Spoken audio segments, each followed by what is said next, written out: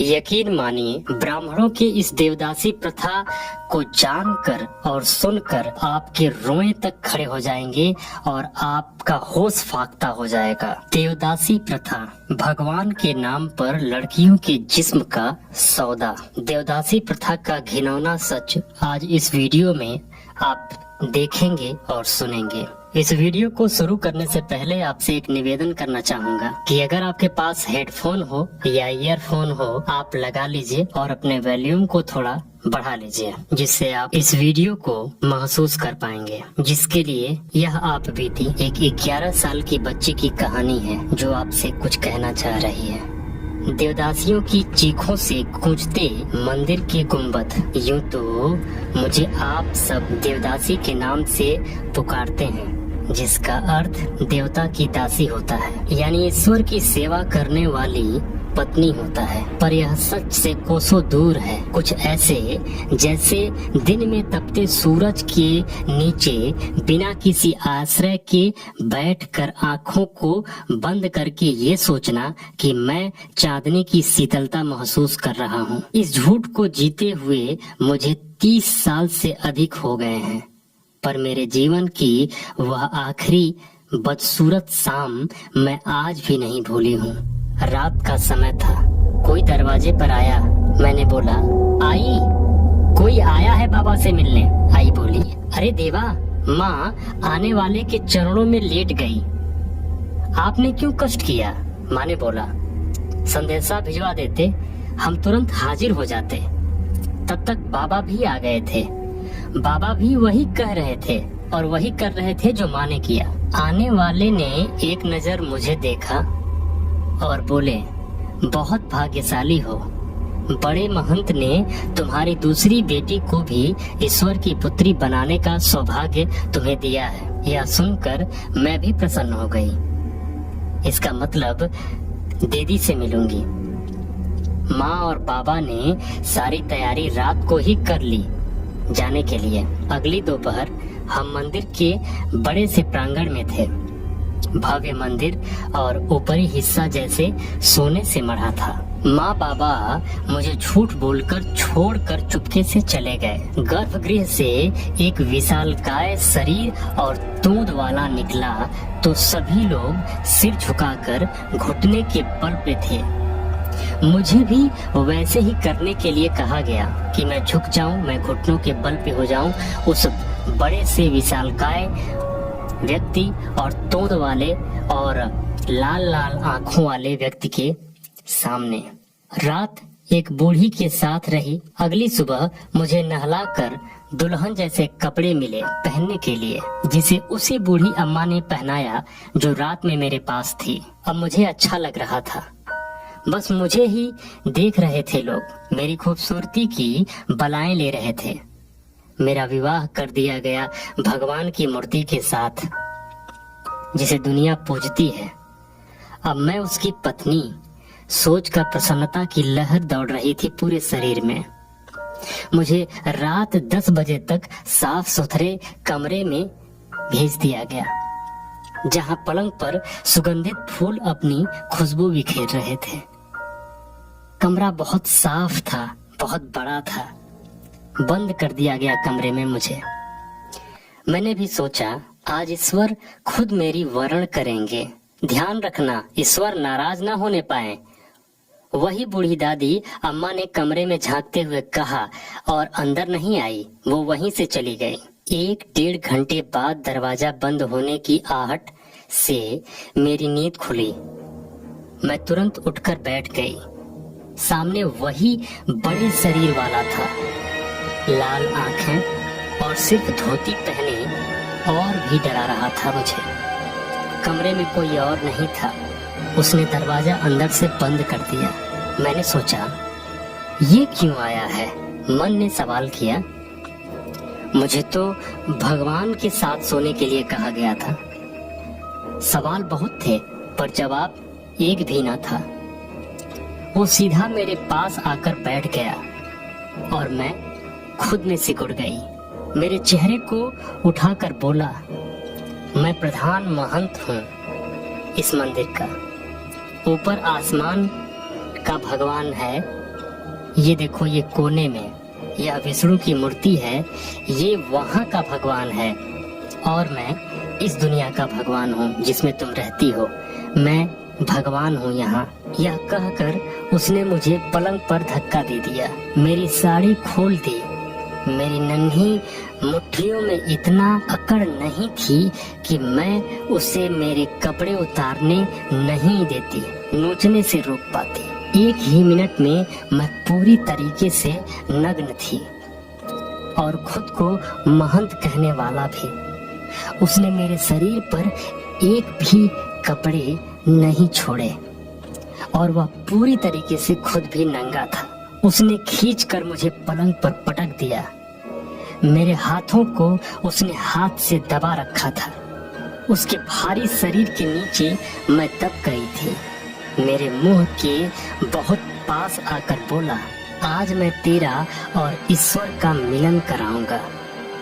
ईश्वर के साथ आज तेरी सुहागरात है और ये मिलन मेरे जरिए होगा, इसलिए चुपचाप मिलन होने देना, व्यवधान मत डालना। जैसा मैं कर रहा हूँ वैसा करने दो। मैंने बिना समझे सिर हिला दिया। महंत मुस्कुराया और फिर मेरी भयंकर चीख निकली। मैं दर्द से छटपटा रही थी, सांस नहीं लौटी बहुत देर बाद तक। दोबारा चीख निकली तो महंत ने मेरा मुंह दबा दिया। बाहर जैसे ही मेरी चीख निकली, बाहर ढोल मजीरे बजने लगे, शोर होने लगा। मंदिर में घड़ी, घंटाल, ढोल मजीरे बजाए जाने लगे और इधर अंदर गर्भगृह में मैं तड़प रही थी। मैं एक हाथ जो छोड़ दिया था मुंह दबाने पर, मैं उस हाथ से पूरी ताकत लगाकर पहाड़ को अपने ऊपर से ढकेल रही थी। पर 100 किलो से भी ऊपर का भार क्या 11 साल की लड़की के हाथ से हट सकता था? नहीं ना। मैं दर्द से बिलबिला रही थी। वह रुकने का नाम नहीं ले रहा था। पूरी शिद्दत से भगवान को मुझसे मिला रहा था, पर उस समय और कुछ नहीं याद था, सिर्फ दर्द, दर्द और वह भयानक पीड़ा, भयानक दर्द, जैसे कि मेरी जान तक निकल जाएगी। मैंने नाखून से नोचना शुरू कर दिया था, पर उसकी खाल पर कोई असर नहीं हो रहा था। मुझे अपने जंघों के नीचे पहले गर्म महसूस हुआ और फिर ठंडा। वो मेरी योनि फटने की वजह से निकला हुआ खून का फवारा था। पीड़ा जब असहनीय हो गई, मुझे मूर्छा आने लगी और कुछ देर बाद मैं पूरी तरीके से बेहोश हो गई। मुझे नहीं पता वो कब तक मेरे शरीर के ऊपर रहा, क्योंकि मैं तो बेहोश थी। कब तक ईश्वर से मेरे शरीर का मिलन कराता रहा वह ब्राह्मण। चेहरे पर पानी के छींटे के साथ मेरी बेहोशी टूटी। मेरे ऊपर एक चादर थी और वही बूढ़ी अम्मा मेरे घाव को गर्म पानी से संभाल संभाल कर धो रही थी। तूने कल महंत को नाखून से नोच लिया था क्या? समझाया था ना तुझे? फिर भी अम्मा ने बोला। दुख और पीड़ा की वजह से शब्द गले में ही अटक गए थे। फिर इतना ही कह पाई, अम्मा मुझे बहुत डर लग रहा था। 2 दिन से ज्यादा नहीं जी पाऊंगी। अम्मा बोली, महंत को नाराज नहीं कर सकते, न तुम और न मैं। कहकर अम्मा मेरे सिर पर हाथ फेरी और वहां से चली गई। आज भी उस रात को सोचकर शरीर के रोए खड़े हो जाते हैं। मेरी आंखें इस बीच मेरी बहन को ढूंढती रही, पर वह नहीं मिली। किसी को उसका नाम भी नहीं पता था, क्योंकि विवाह के समय एक नया नाम दिया जाता है और उसी नाम से सब बुलाने लगते हैं। फिर कैसे मेरी बड़ी बहन मिलती? इसके बाद मैं जब भी किसी नई लड़की को देखती मंदिर के प्रांगण में, तो मेरी उस रात के दर्द से सिहर उठती थी कि यह ब्राह्मण इसके साथ भी वही करेगा जो मेरे साथ किया था। और डर और दहशत की वजह से मैं कई कई रात सो नहीं पाती थी। मैंने इसी बीच नृत्य सीखा और भगवान की मूर्ति के समक्ष खूब झूम झूम कर नाचा करती थी। साल में एक बार माँ बाबा मिलने आते, क्या कहती उनसे, वह स्वयं भी मुझे अब भगवान की पत्नी के रूप में देखने लगे थे। मैंने भी अपनी नियति से समझौता कर लिया। हमारे गुजारे के लिए मंदिर में आए दान में हिस्सा नहीं लगता था। नृत्य करके ही हम कुछ पा जाते थे।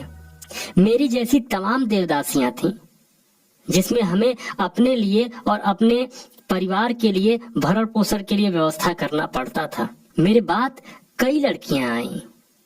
एक के माँ बाप अच्छा कमा लेते थे, पर भाई अक्सर बीमार रहता था।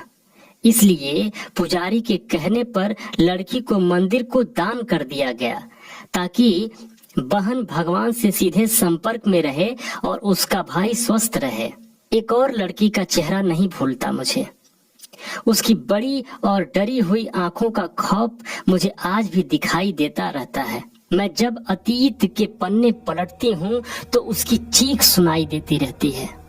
जिस शाम उसका और महंत के जरिए भगवान से मिलन होना था, बस तभी पहली और आखिरी बार उसे देखा था। फिर कभी नजर नहीं आई वो।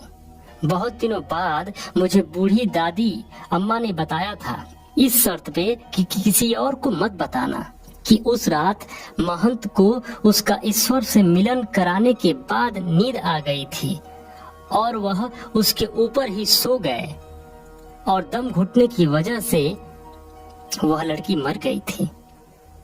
मतलब ये कि जब वह ब्राह्मण उस लड़की के शरीर को रौंद रहा था, तो संभोग करने के बाद वह उस लड़की के ऊपर ही सो गया और दम घुटने की वजह से उस लड़की की मौत हो गई। सुनकर 2 दिन तक निवाला नहीं उतरा हलक से। लगा शायद मुझे भी मर जाना चाहिए था उसी दिन, तो रोज रोज मरना नहीं पड़ता। हमें पढ़ने की इजाजत नहीं है, हमें सिर्फ अच्छे से नृत्य करना होता है। और रात में महंत के बाद बाकी जो ब्राह्मण होते हैं, पंडे पुजारी होते हैं, उनकी हवस को भगवान के नाम पर शांत करना होता था। हमें समय समय पर गर्भ रोकने के लिए दवाइयां दी जाती थी, ताकि हमारा खूबसूरत शरीर बदसूरत ना हो जाए। फिर भी कभी कभी किसी को बच्चा रुक ही जाता था। ऐसे में यदि वह कम उम्र की होती थी तो उसका वहीं मंदिर के पीछे बने कमरे में जबरन गर्भपात करा दिया जाता था। यह गर्भपात किसी दक्ष डॉक्टर के हाथों नहीं, बल्कि दाई के हाथ से कराया जाता था। किसी किसी के बारे में पता भी नहीं चल पाता था। कभी कभी 3 महीने के ऊपर का समय हो जाने पर गर्भपात ना हो पाने की दशा में बच्चे को जन्म देने की इजाजत मिल जाती थी।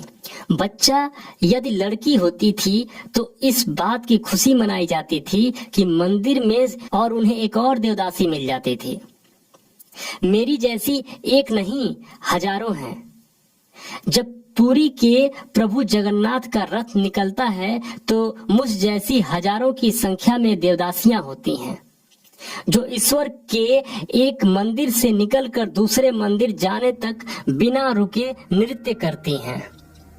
हम सभी के दर्द एक हैं, हम सभी के घाव एक जैसे हैं, पर मूक और बधिर जैसे एक दूसरे को देखती रहती हैं। बस मैं उनकी आंखों का दर्द सुन लेती हूँ और वे मेरी आंखों से छलका दर्द बिन कहे समझ लेती हैं। यहाँ से निकलने के बाद हमारे पास न तो परिवार होता है, न कोई बड़ी धनराशि और न कोई ठौर ठिकाना जहाँ 2 वक्त की रोटी और सिर छुपाने के लिए जगह मिल जाए। नतीजा, हम एक दलदल से निकलकर दूसरे दलदल में आ जाते हैं।